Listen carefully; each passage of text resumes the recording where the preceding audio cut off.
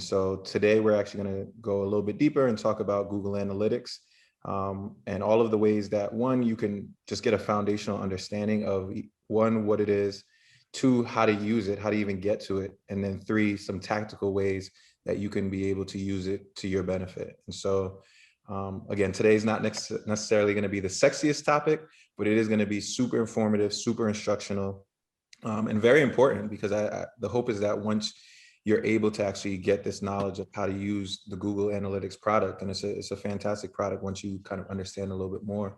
But it's something that you're gonna want to be peeking in all the time to be able to see how your analytics have increased or decreased over time, and actually be able to understand how to read it to understand how do you move forward. And so with that, we're going to keep today's session, super detailed, but also keep it again a little bit shorter, that we'll be able to answer your questions in real time. But as always, feel free to ask us any questions in the chat, and myself or Donnie are going to be able to answer you in real time. And of course, we'll always have our Q&A session at the end. So again, for those of you who are new, no question is a bad question.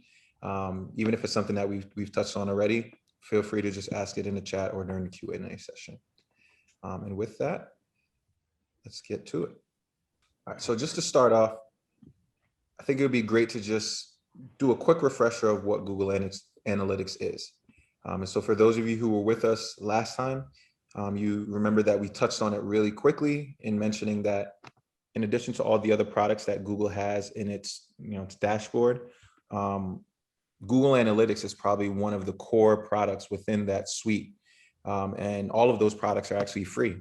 As we know, Google and Facebook and all these big companies, they provide these resources for free because not only does it offer the exchange of data, which is valuable to them, but it also allows us as business owners to be able to capitalize on the information that's readily accessible to us at our fingertips.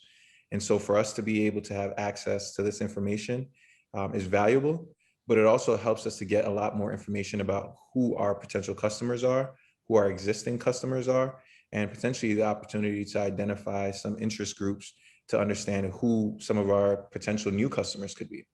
And so when you think of Google Analytics, think of it as a data source. It houses all the data as it relates to everything that's happening with your business. But in terms of kind of how deep we go into it, trust me, we could do multiple sessions just on Google Analytics alone in terms of the complexity of the product. But what we're going to look to do today is really give you first a foundational understanding of how to be able to access it, what you should be looking for, how do you navigate the platform. And then towards the end, we're actually going to go in and give you some tips on how you can actually start to customize it for your own business as well. So I'm sure you're asking, why should you even use Google Analytics to begin with? So as I mentioned, it's really important as a platform to be able to give you a better understanding of who your visitors are to your site. You're going to be able to get some valuable information as it relates to their behavior when they're on your site. And when I say behavior, what pages do they go to? How long do they stay on a certain page? What images or copy do they actually click on?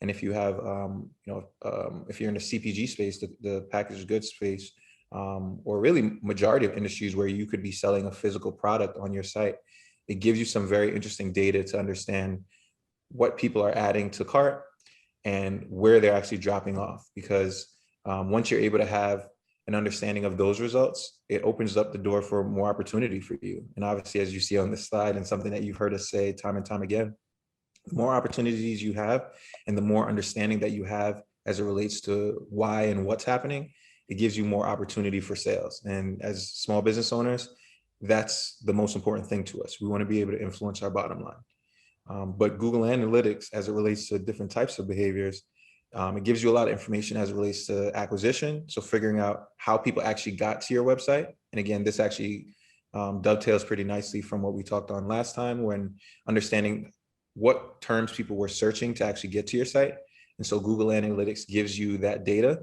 But as I just mentioned, it gives you information as it relates to the behaviors that people take while they're on your site. And then get an understanding of what actually gets them to convert. And so just to get a broad understanding of the whys associated with Google Analytics, these are kind of the three core ones as it relates to us as business owners. But ultimately, one of the most important things is that it is free. And so as small business owners, free is our best friend. It's always going to be our best friend. It's always going to be something that we want to try to lean into as often as possible. But even more so, in addition to being free, it's fully automated. So there's a lot of work that, as long as you kind of know what you want to look for, it's actually doing a lot of the heavy lifting for you on the back end. And so you're able to kind of customize your reports and customize your approach and the output that you're getting from it based off of all of the information that it is feeding in real time as it relates to your site.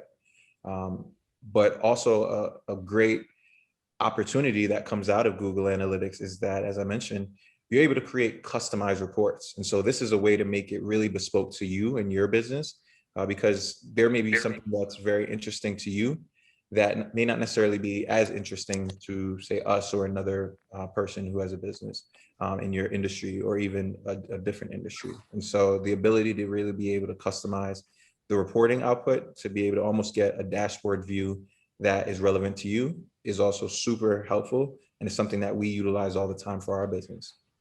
But most importantly, it is actually super easy to set up. And I know when we hear data and we hear many times Google and a lot of these platforms, it can be a little intimidating. And there's no denying that, maybe your first time even seeing what a Google Analytics report looks like, it can come across as intimidating. But the hope is that by going through this session today, you'll at least have a lot more confidence to be able to understand really how to have a more direct approach and really be able to kind of break through the clutter and get the information that's important to you. So what I'm going to talk to you over these next few slides about is actually how to get set up for Google Analytics in general.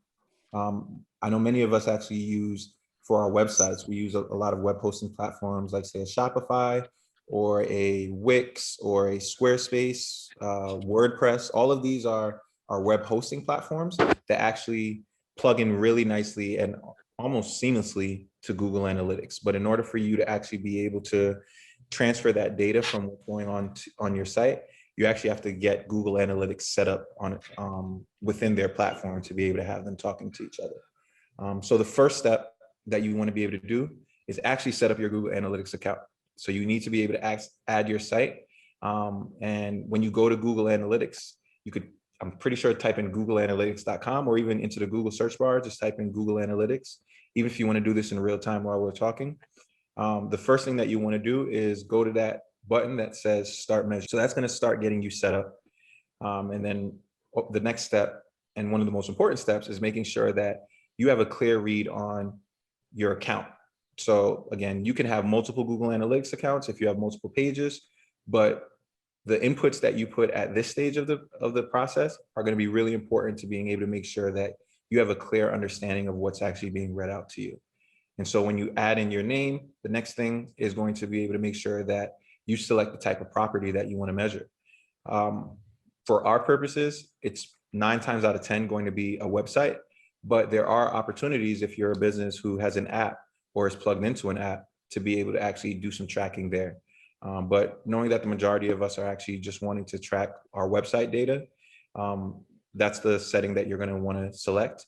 And also, one thing to keep in mind is that your Google Analytics plugin is not going to directly connect to your social media. So this is all going to be information that is going to be relevant to your website or your blog site or whatever main digital storefront you have that isn't your social media. Again, keep in mind that this is all website information. And so all of the inputs that you're going to put here are going to be relevant to your website. So again, what you do next is click on web. And then here's some of the most important information that you want to add in. So again, your website name. You also want to make sure you put in the URL for your site. And if you don't necessarily know what that formal URL is, I would encourage you to really just go to your website, your homepage, and actually just copy and paste that directly into where it says website URL. Depending on the type of site you have, whether it's a secure site versus a regular HTTP site, there's no real delineation in terms of what you need to put in, but it does allow you the opportunity to select if your site is HTTPS or HTTP. Also super important for you will be able to put your industry category in. This is actually one of the most important inputs that you could put, because in terms of the suggestions and the ways that it gives you the data points to be able to benchmark yourself against other businesses within your industry, as well as get suggestions on ways that you can improve your results relative to how a lot of the rest of the folks in your industry do it. Selecting your industry category, or at least something that is as closely identifiable to your industry, is going to be super important for you. And also your reporting time zone based off of where your business is also going to be really helpful, because if you're anything like Donald and myself, we're night crawlers on the web, and so sometimes we'll be on a website at midnight. But that's information that's critical to understanding, if I'm that site owner, when is the majority of my traffic actually taking place. And so once you're able to put in where your time zone is, you'll be able to understand where and when people are actually coming to your website based off of where they're located. So once you input that information, then you hit that create button. They're going to pop up with some service terms. As always, we agree to those, even though sometimes we don't necessarily know what we're fully agreeing to, but that's the name of the game. And then you press agree. So then from there, that's where it starts to get a little bit more complicated. And I'm sure if you ever get to this page, you probably want to just stop right there. And this is where I would encourage you to just hold on and push through it, because what you will actually be able to do is, once you get to this page and start getting set up, what you see right here is, it's kind of blurred out, but it's the tracking ID. So I know I mentioned that you're using this to track your website, but that tracking ID is actually information that you're actually going to be able to put into your social media platforms, if you ever do want to identify a way that you can connect the two. And they're typically going to ask you for that Google Analytics ID number. That's what that is. So you see UA, and then it'll be a unique code. Obviously, that one's unique for us, but that's a code that almost represents who you are in your account. But what's going to be important here is actually installing the Google Analytics tracking code. And I know, again, we see that global site tag, and for those of us who are not coders by nature, you may not even necessarily know what to look for. But what Google has made it very easy to do, and a lot of these sites, like again a Shopify or a Squarespace, this is the information that they actually make really easy for you to be able to input into your website based off of plugins. And so on the next screen, we're going to give you just a recommendation of an actual plugin that, depending on what site you use for your web hosting, is great for you to install, because it actually makes it super easy for you to be able to just insert that plugin into your site and then input that code information, and it will directly read everything on your site. So all you have to do is, search within plugins section of wherever your web hosting is. You could even type in Google Analytics or Analytics. More than likely, there's going to be some kind of drop down with a bunch of different options for different plugins that you can use. In this instance, we use header and footer scripts, just because it allows that script to be able to just read our Google Analytics code and get all the valuable information, so that we personally don't necessarily have to potentially run the risk of missing something. So once you install that plugin and you just add that tracking code, so that'll be your UA code, the one that's blurred out, then it'll allow you to be able to be fully set up. And then when you get there, this is when you actually start to rock and roll. So this is actually where you want to be able to test that everything you just did, all those first 6 steps, are working. And that checks and balances is actually going to be really important to be able to make sure that your code is actually reading your site. Usually they have like a little green or red indicator, but once you've actually gotten the code to your site, what you do is you go to real time, and then you click on that little overview button. And again, this will all be on the left side of the page. And this is actually going to show you real time if someone is on your site. So if you've done this right, it'll actually end up looking like this. So typically, unless you already have a bunch of traffic that's already on your page, it should just show you yourself as an active user, because what you'll need to do is, once you have that code set up, you go back into your website, and I would encourage you to actually do it in incognito mode or dark mode, because it won't register you as the website owner or someone who is existing. It'll show you as a new source of traffic. And so once you see that number go up, you'll be able to see that the tracking code was installed correctly, and so you're good to move forward from there. But before I move on to the next slide, I did want to just call out what you see here. So again, the overview is going to be almost your best friend in terms of being able to see a high level picture of everything that's happening on your site at that moment. But obviously, if you click on any of these, it's going to give you a drill down version that's going to be able to be really helpful to be able to understand, again, the locations of where people are coming from, the traffic sources. So think of traffic sources as, where folks are coming from. So if someone is coming from social, that's where it'll be able to read that someone is coming to you from social.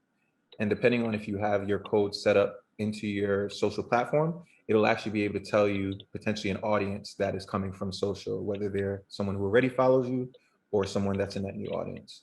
And again, some of the other ones, and we actually have a dictionary in a few slides, but I did just want to call out that this overview kind of represents the highest level view. And as you go down each section, it gives you a little bit more information as it relates to, that funnel. So whether it's something that's top line, really kind of heavy awareness based and focused on where people are coming from, but all the way down to the actual conversions to be able to see where are people actually converting from, what are they converting on, and what are some of the actions that they're taking to get you there. So I know I just threw a lot at you, but one thing I do want to just mention before we go on to the next section is really quickly, going back to what we had mentioned in the last session about Google Search Console. So I know someone on the last call, I'm sorry, I forget who it was, had asked about the Google console itself. And so if you remember, this was where within that dashboard, Google has their entire suite of products. Within there, there's also the Google Search Console. And so that's where you're actually able to optimize the SEO and the words and everything that we had talked about in the previous session. That's where you can go super deep to be able to just focus solely on your search queries, all of the traffic terms that are actually going to get people to your site.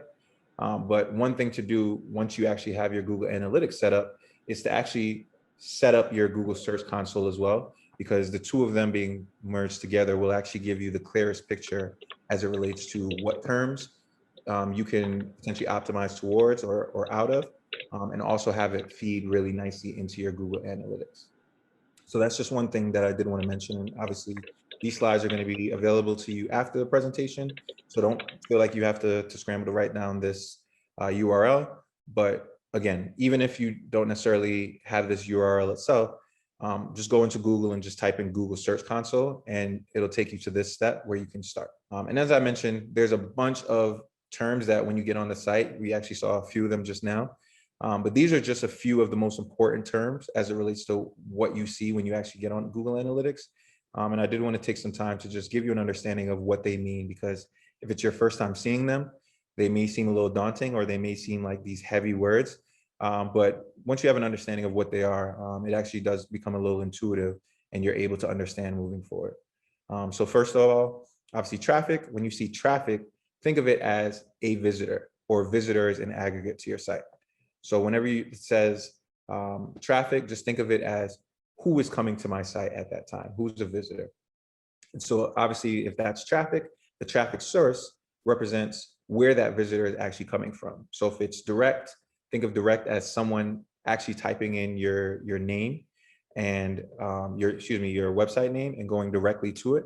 So that's not someone who necessarily typed you into search. That's someone who actually typed in your name. That would be direct traffic. But referral traffic is if your URL or your name is embedded in another site. Say you're running some kind of a social campaign, or you have some kind of partnership, or there's just some kind of referral fee that you're working on with a partner. All that traffic is going to be considered referral traffic, and it'll give you a good lens into that. But then search engine traffic, as I just mentioned, represents if someone found your site from the actual Google search platform or Yahoo or any other search platform. And then obviously if someone came from social, it's going to give you a lens into that as well. For session actually refers to that moment when that period of time when that person is actually on your site. And so think of a session as, you get onto a site. If you spend 30 seconds, you spend a minute, you spend 5 minutes on that site, that session refers to that amount of time. And so you're going to see that vary, but something interesting will be to look at the average session time or the average time spent because that actually is very interesting in being able to give you an understanding of really how long people spend on your site. Because, for example, if someone comes to your site and they have a really short time spent, that actually lets you know a lot. That lets you know that there's something on your site on that first page that they're coming to that's not keeping them in. So you want to be able to work towards having people be on your site for as long of a period of time as possible. Obviously not too long, because that could also lead to a negative site experience, but you want to be able to make it meaningful. And if you're seeing someone bounce from your site, in under 20 seconds, under 30 seconds, that also is very telling, because then it tells you that you need to be able to optimize it in some way to be able to make it a little bit more engaging for them. With that said, the average pages per visit lets us know the number of pages that someone on your, that someone visits when they're on your site. So if your site is, very big, it has a lot of pages deep, you're probably going to see this number be a little bit higher. But if you have only a few pages, it'll be interesting to see how many of those pages people actually go into in their user experience. And again, all of these are just ways for you to be able to understand more about what people are doing when they come to your site. But it's also interesting to understand where people are dropping off as well. And so the top pages is actually very important, because it lets you know what the most popular page on your site is going to be. Typically, it's not rare for it to be the home page, obviously, because that's going to be the page that most people come through. But if you have, let's say, for example, you have a blog within your site, a lot of people may come to your homepage, and then they may start scrolling, and that may be the page that they click on. And then that actually ends up being the page that they spend the most time on. And so that would then, based off of the amount of time that's spent and the amount of traffic that actually goes to it, that top page could, in a unique circumstance, actually not be your home page, depending on how robust or how light your home page is. And again, the exit page is actually the opposite. So it's letting you know the page that most people actually leave your site from. And so that's actually really valuable, because it lets us know what is it about this page that is causing people to leave. It could, if your site experience is really fluid, you would hope that it's a thank you page or a checkout cart page or some kind of page that indicates that it's the end of an experience. But it's also going to be telling if the exit page is something very early on in your site experience, because obviously we don't want that. We don't want people to be leaving relatively soon into the site experience. And so if you notice that people are leaving, once they get to the About Us page, maybe optimize your experience to be able to have a page that's a little bit more engaging for them, be a little bit closer to the top of the experience.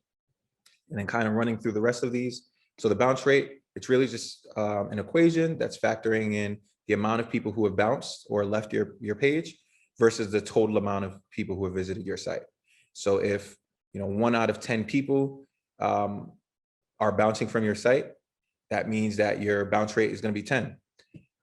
So think of it as, when you see that bounce rate, it's a percentage based on the amount of overall traffic that you have and the amount of people that are bouncing really quickly within that experience, indicating that either it was not relevant for them or they just weren't interested. And so you want to obviously keep your bounce rate super small, or as small as possible, to be able to make sure that you have an indicator as to how informative your site is for the type of traffic that you're getting. Again, a unique user versus a returning user, that's a little self-explanatory. Unique users are going to be, a user who has never been to your site before. And so one thing to actually note around unique users, if you do go in incognito mode, that will actually register as a unique user, because it's not registering the cookies associated with that visit as someone who has been to your site before. But on the flip side, returning users are actually super valuable for us as well, because obviously you want to bring as much new traffic in as possible. But it actually is a good thing to see that you have returning users coming to your page, because then it lets you know that you have content that people want to keep coming back to. And that's actually really valuable for us as business owners as well. The user behavior flow just tells you, how visitors have engaged with your site. So it just gives you kind of a view into what pages they've gone to, what their unique experience is. And you can actually drill down to the actual user level in this view to be able to see individually what was the flow as it relates to that user. And then the rest are pretty self-explanatory: location, age, and site speed.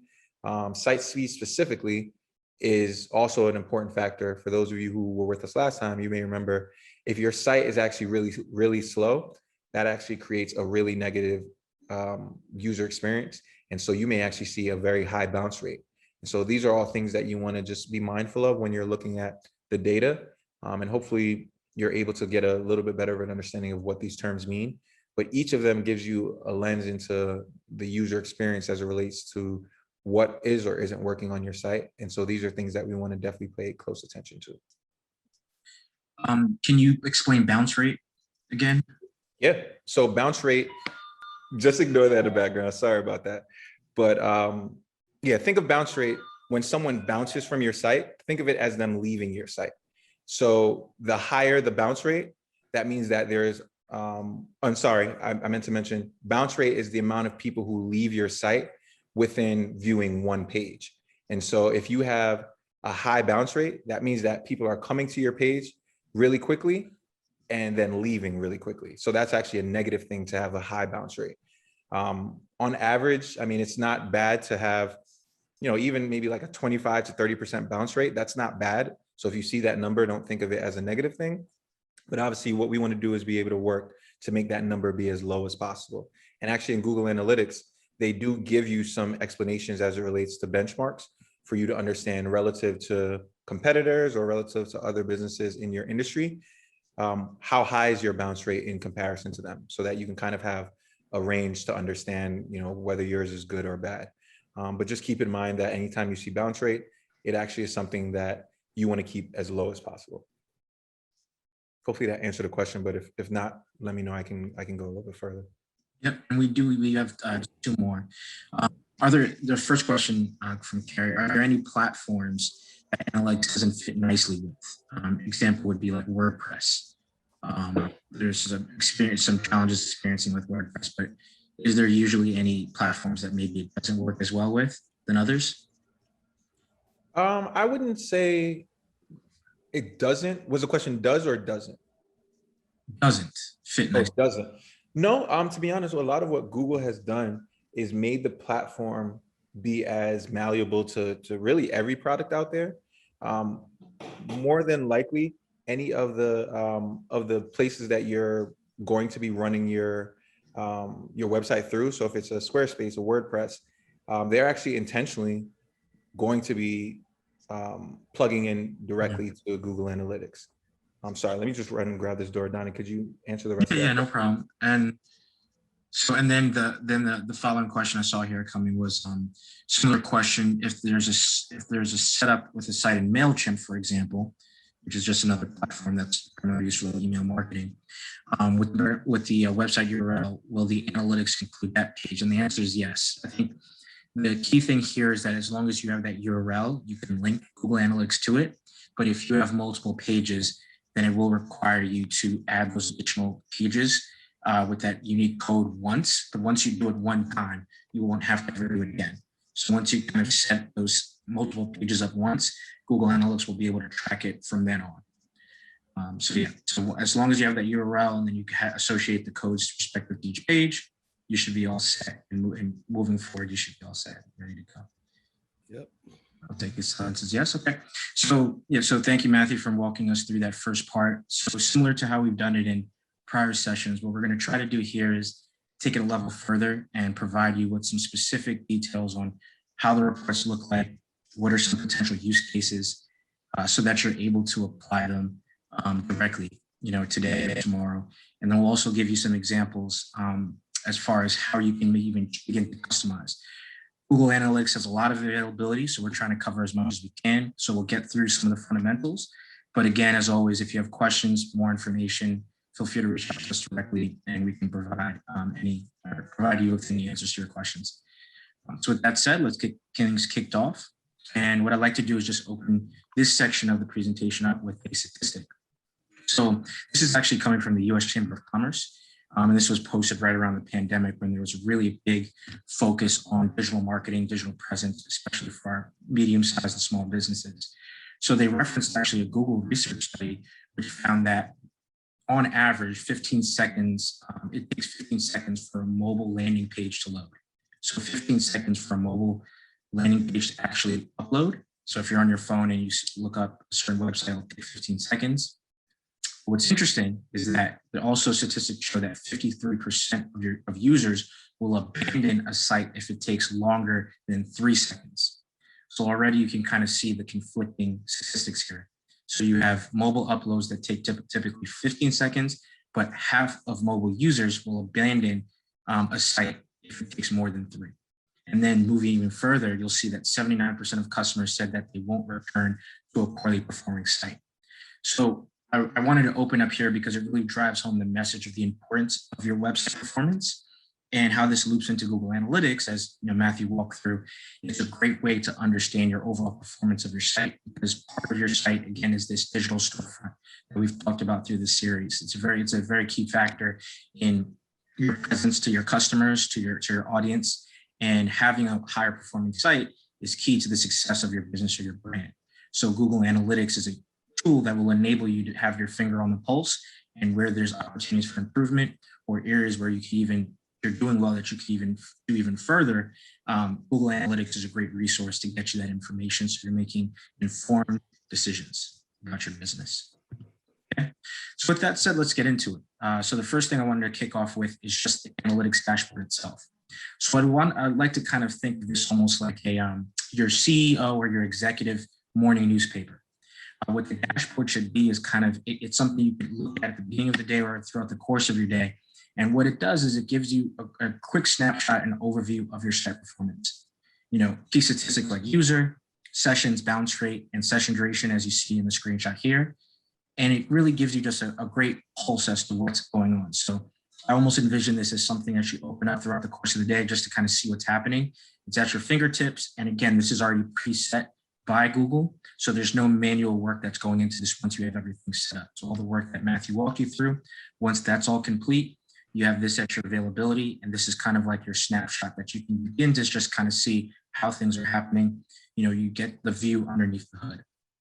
The next step here that I'd like to point to is the Google Analytics reports. So what you'll see here, and what Matthew's kind of touched on a little bit, is that Google actually provides you with preset reports that sit on the left-hand side of your dashboard. So again, without you having to do any additional work, you already have a certain segment of reports that give you a diverse set of information to really break down your performance of your site and how your site interacts with your other platforms, right, within this kind of digital stuff.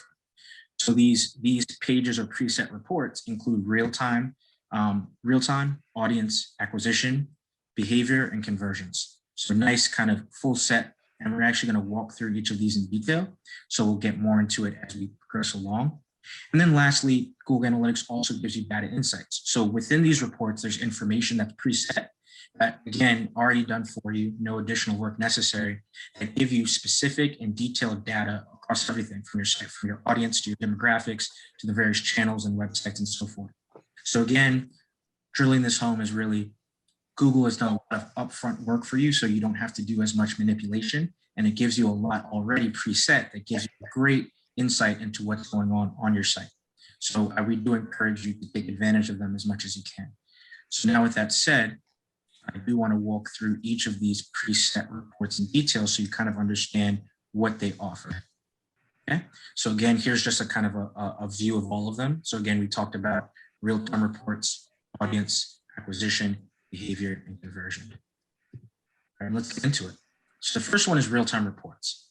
And I guess the takeaway here is the real-time report shows you what's happening right now on your site. So if you looked at your dashboard, you kind of get a general idea of what's happening, but you want to see what's going on right at that very instant. So if you have a key, event that's taking place that you want to make sure you're actively looking and tracking, real-time report is a great destination and place for you to do that. So in this report, you can see how many people are actually on your site and viewing it, and then what pages they're actually visiting and viewing as well, and also where they're located. So beyond just who's on, it actually will give you a sense of the demographics and the locations. So there's some pretty cool use cases for this. One example could be if you're a brand that offers a consumer product and you're launching a new sale. You want to see, once the sale has been promoted and ran, you want to see where your traffic on your site is coming from if you have this kind of e-commerce business. So if you run a promotion and a sale within the US and also in Europe, and you want to be able to see where your traffic is coming from, going onto your real-time report and using that to monitor your performance of your site is a great way to get additional insight into what's happening on your sale or event. Similarly, if you're a blogger, and I know within the community here, we have folks that do some blogging and are associated with some journalistic organizations. If you have a recent post or story that you're uploading, a great way to track once it's been published and the traffic is this real-time report again. So if you have a recent post, activity, blog post, article that you anticipate and put some potential spend behind to amplify, and you want to see how that traction is flowing, looking at the real-time report gives you the type of insight you might be looking for. And then lastly, it's also a great way to just make sure that the URLs within your site are working. So if you have multiple sites, multiple URLs that you've implemented and created, using this real-time report can give you a sense as to like the traffic, who's on these various URLs and all that as well. So real-time report gives you information that's happening right now on your site, and it's a great way to track activities, activations, recent posts or events. Okay. Then, I'm sorry, so was there a question? Okay, no problem. No questions, Don. Keep going.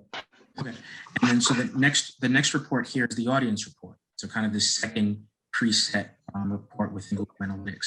So what this report actually does is it gives you an overview as to the people that are actually visiting your site. So beyond just the activity in a certain point of time, it tells you more specifically what's actually happening with the audience that's coming to your site.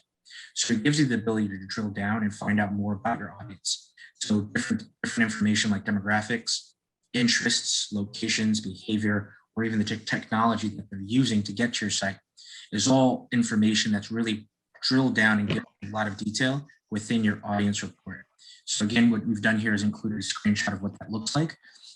So here you can see the trend of your users over a course of time, hourly, daily, weekly, monthly, and you can preset and set that up. And then even deeper, it gives you the users, the new users, sessions. Again, Matthew kind of walked through what these different data points means, bounce rates. And if you wanted to get even further, you can look at demographics.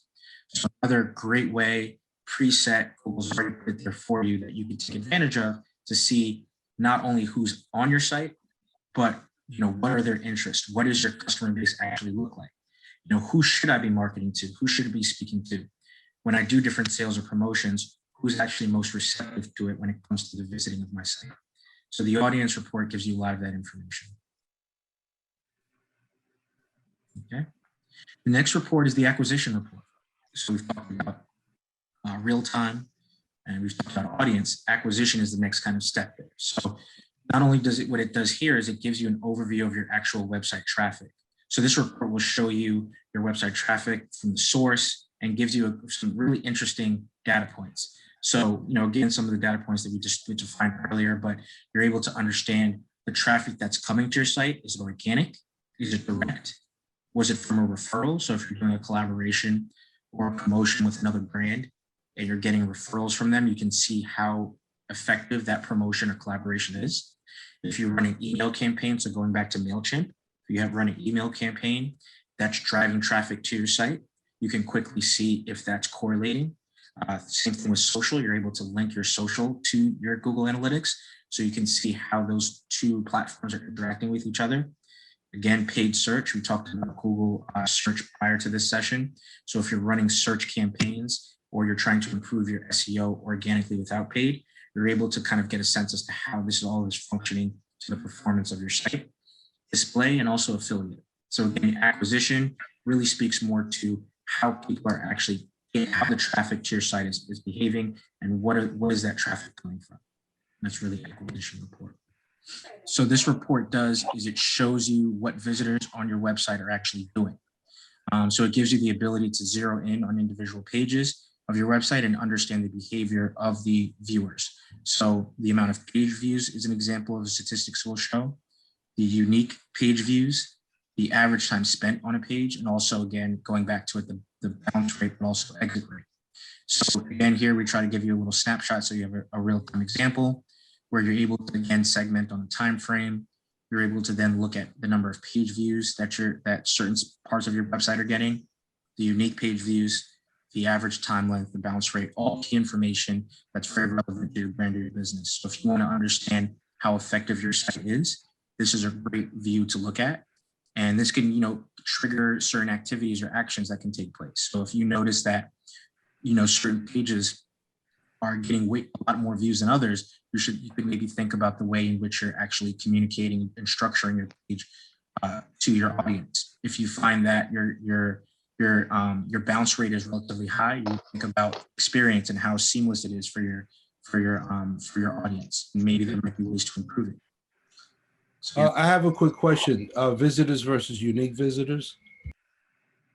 Sure. So page views is an aggregate number. Think of it as a total. Whereas unique drills down onto those individuals. So in this screenshot example, you see there the 6,560. That's your total views. So, that can include duplication. You might have a user or a viewer that's gone to your site multiple times. So it's an aggregate number. The unique views tells you specifically how many people. So it's a more specific number that takes away duplication. So it doesn't include folks who might go to your site multiple times. Does that make sense? Yes, thank you. And then Donnie, there was another question about what's the difference between organic and direct traffic? Okay, so organic traffic is traffic that just comes to your site, through directly to it, like organically. Whereas a direct view would be something that comes directly from an action or a promotion. So some examples of let's say direct, that would be from an email campaign. Would that encompass somebody coming from a social media page? Correct.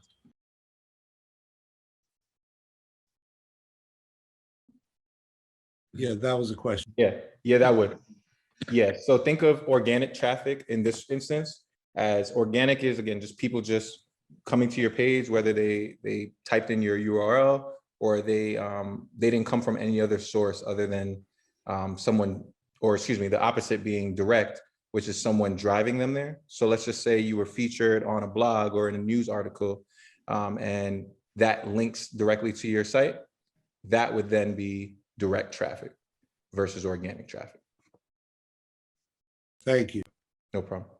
No problem.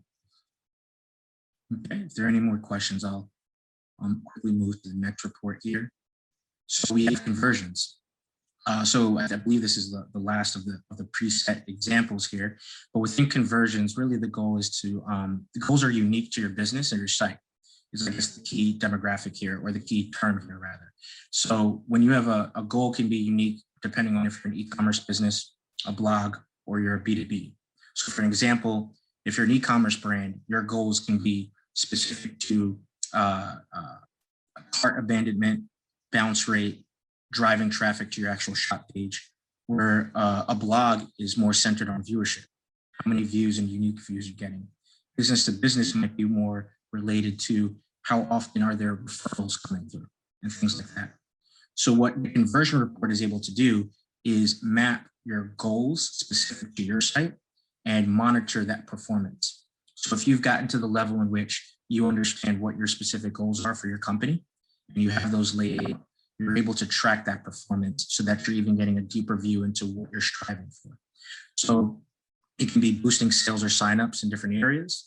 It can be, and Google Analytics is also just a great way to track all of these different things. It also gives you the opportunity to optimize. So if you have specific goals that are underperforming or goals that are even overperforming, you can drill down even further and optimize them to give you more performance. So if you have an e-commerce site and you're noticing you're having a lot of success with your sales, your goal report will track that and highlight that for you, and you can delve even further. So if you have a sales campaign that you were only running for 2 weeks, but you're noticing within your goals that it's really succeeding, it might be worth it to consider expanding that sales promotion from 2 weeks to 4 or 5.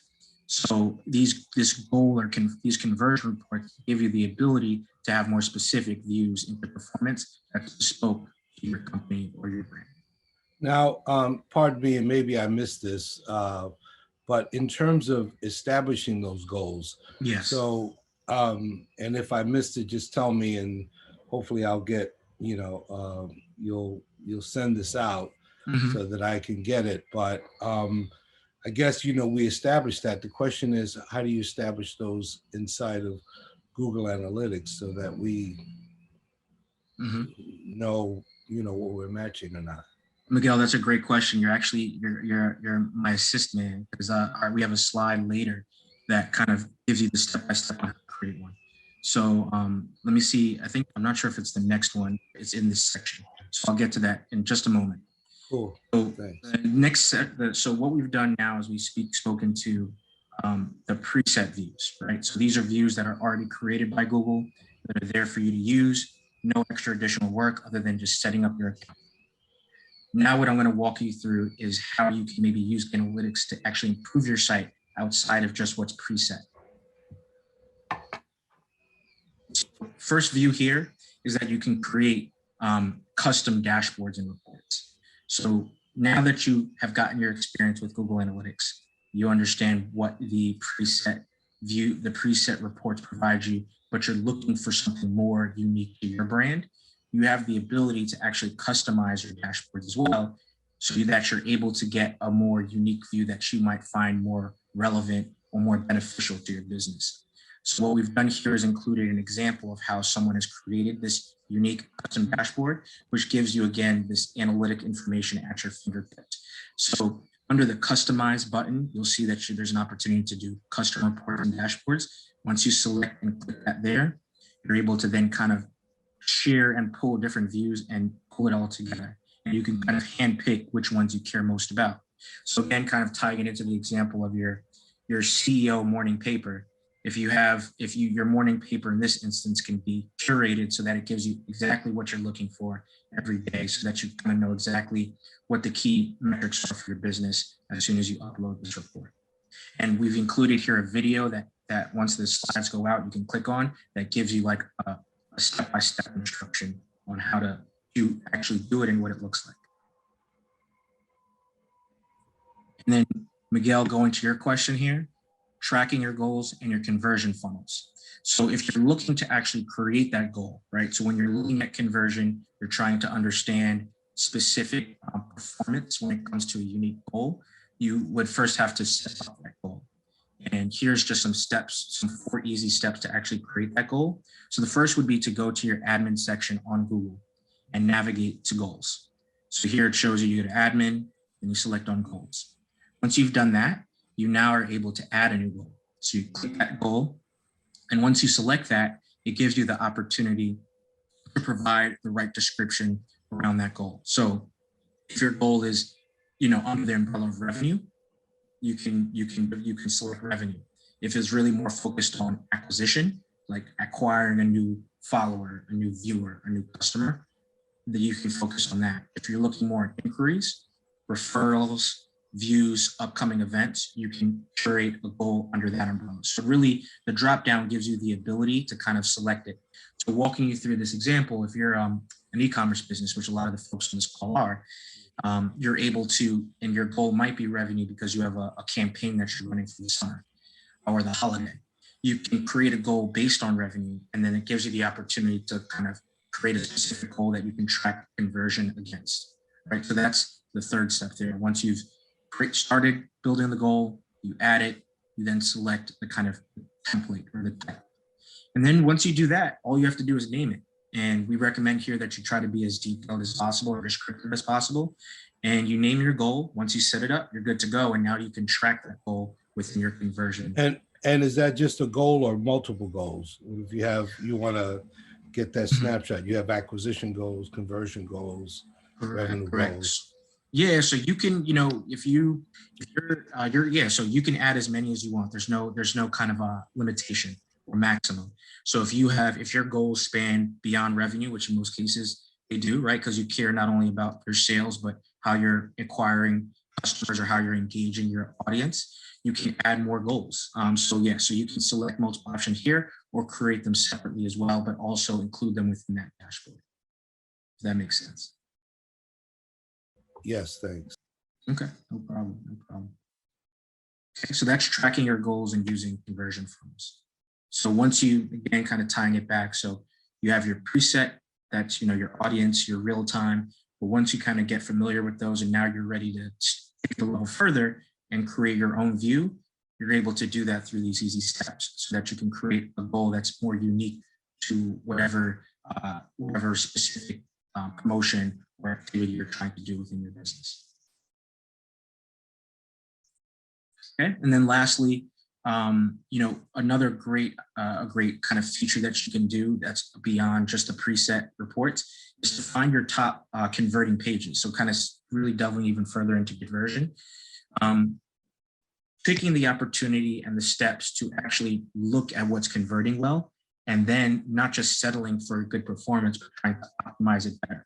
Because another idea here is that it's not only about fixing what might not be performing well, but because that can be cyclical in nature depending on if you have a seasonal business. But if you're able to kind of see what you're doing well, you have the opportunity within Google Analytics to identify those and then drill down even further and attempt to optimize them. So this is a view and an example where you're looking at an actual report and you're filtering on your on a goal that you set, right? So here it's about completion. So they filter to see what's the highest completion, and what you would see here that's blurred out at the moment are the respective pages. So let's take, for example, the highest completion rate sits within your shop page. That can indicate to you that your right now users are seamlessly getting to your shop page and buying. So this might be a great time to do a sales promotion, pop-up sale, or we're here to announce that we're doing a sale to a limited time only sale for the next 3 days.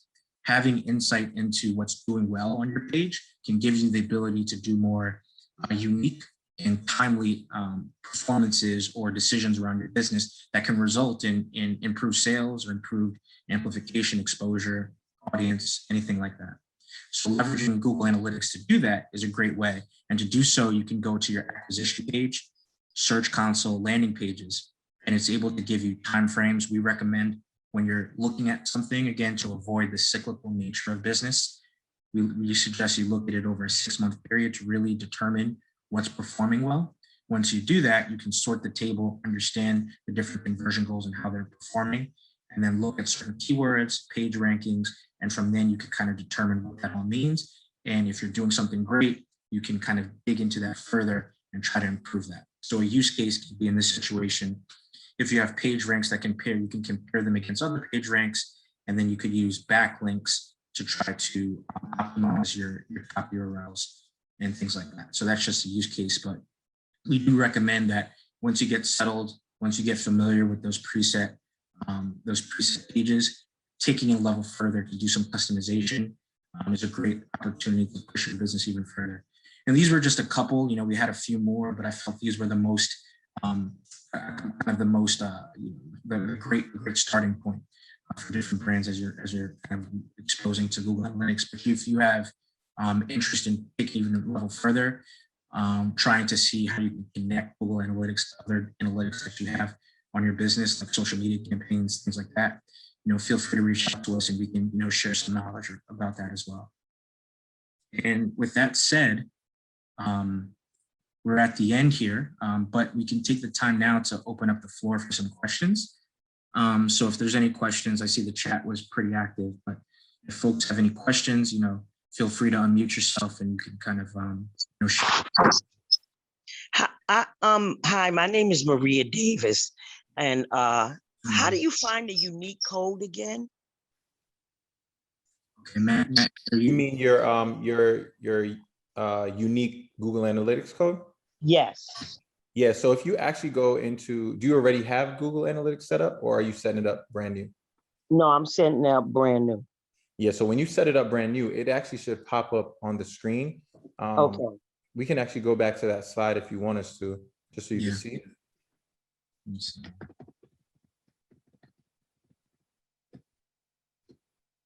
Yeah, so if you go, I think it's 2 more slides over now. 1 more. Other way. You're going this way. Okay.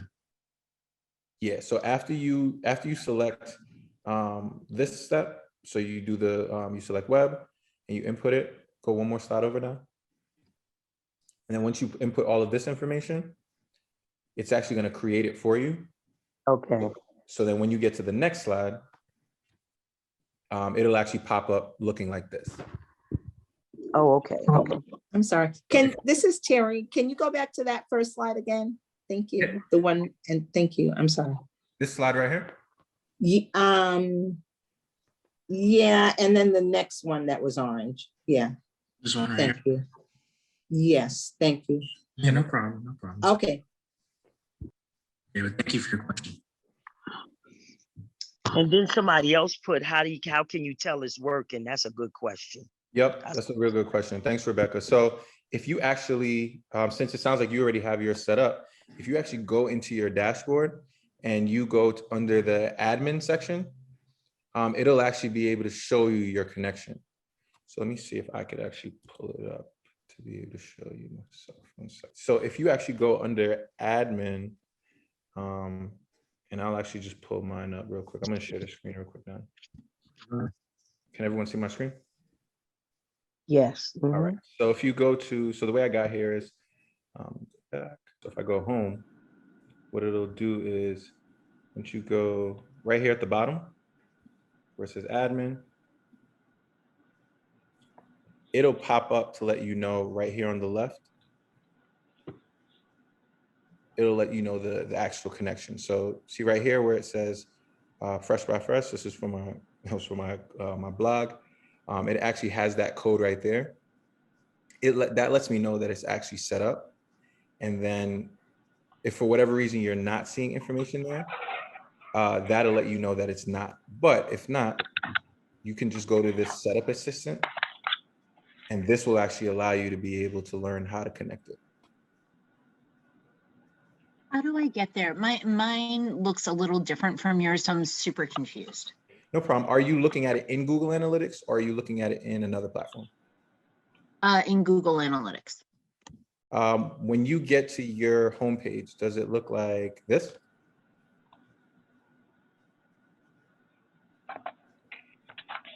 Yes. Okay, so you should, do you see at the bottom where it says admin? No. Hmm. I see attribution and then nothing else. My menu stops there. Let me see. Oh, or maybe it's my tiny computer. No, I can't move that side of the menu bar down. It just stops at attribution. Hmm. But if that's just me, I can futz around with it. I'll keep looking. Okay, and I'm gonna check as well, because you're really just looking for the admin section, and you might even be able to type in the search bar here. Let me see if that works. If you type in admin. Yeah, if you actually type in. Oh, wait, no, I got it. There was some weird collapse button. Okay, got it. Oh, okay, awesome. All right, no problem. Sorry. No, I'm glad you figured it out. But yeah, That's when what you we're get here under the admin section, it'll give you an overview to be able to let you know that, one, you actually have it set up, and that the way you know that is if you actually have that code, like mine was here. And then under this section right here will allow you to be able to go through the setup assistance if you need. And then also to be able to provide you all of the management as it relates to your analytics account. So for example, if you go here under account settings, that's where it's giving you that account ID that was showing up. And it should have all the information here. But again, if for whatever reason you're running into issues with that, feel free to reach out to us. Yeah, I have just another side question. When you're picking all the things you want Google to analyze, does that in any way slow down other people loading your website, the more things you ask Google to look at, or it doesn't matter? No, that's a great question. So actually it won't slow it down. The things that are going to slow down your site are features that you add into your site. So the more pages your site has, the more images, actually the more videos, to be honest. Think of it as anything that causes it to load, causes it to have to read more information to load. Those are the things that are going to actually affect your site speed. But actually, if you're just checking boxes within Google Analytics and asking it to read certain things, the code that's the underlying code that's there that the site is reading is actually going to do all that heavy lifting, and it's actually not going to affect your site speed. If you have, so Aurora said, if you have more than one site, do you need a separate GA account for each site, or can you use one GA account for several sites? So that's a great question. So it depends on how you want to use it. So if you want to use, say for example, my main email is mwinter32@gmail.com. If I wanted to be able to manage all of my sites within that, I can do that, and it would give me the information. I would be looking at, let's call it the parent level. My general account would be at the parent level, and then at the child level would be my individual sites. But let's just say, for example, like for example, with T10, this is our business.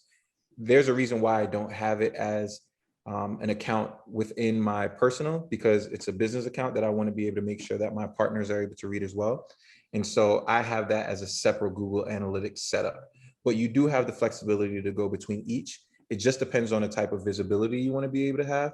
And to be honest, it matters more so if you want to be able to just keep your tracking clean. So if you only want to be able to have tracking associated with a certain site and just be able to go into a dashboard there, I would encourage you to separate them. But if you're managing multiple sites and it's really only you that's going into it, then you can actually have it set up under one account, and then you can add individual sites to it.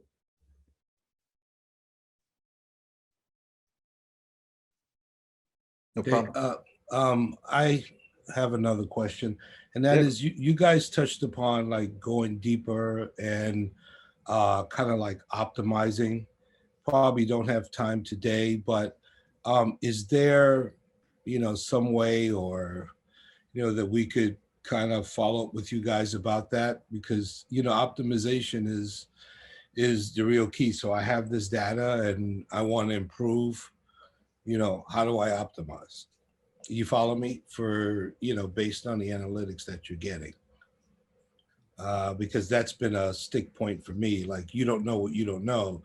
You want to optimize something, let's say, for example, conversions or whatever, but you don't necessarily, you're short on ideas on how to do it. Yeah, no, absolutely. And Donnie, my bad, that cut you off. Do you want to take that? Oh, no, yeah, but Miguel, we hear you. I think this information is really getting you in the door, but yeah, of course, optimization is the next step. And we share that as well as a small business. So, if you have any questions, we love to connect with the community and share. So if you want to reach out, feel free to hit us up via email, via our website or social media, and we can set up some time offline and talk through that. Perfect, thanks. Yeah, no problem. I'm answering Annabelle's question in the chat, but just so everyone has it, just to answer her question out loud, her question was, is there any way that you can add videos add videos using YouTube without slowing down your website speed? So you can actually do that. So there's an embed feature that will essentially just input the code and almost think of it as just like a placeholder on your site that actually is going to be playing something that's happening on YouTube. And so as opposed to actually uploading the video itself to your site, which as you're indicating is going to slow it down, if you actually just embed the YouTube player into your site, you can do that.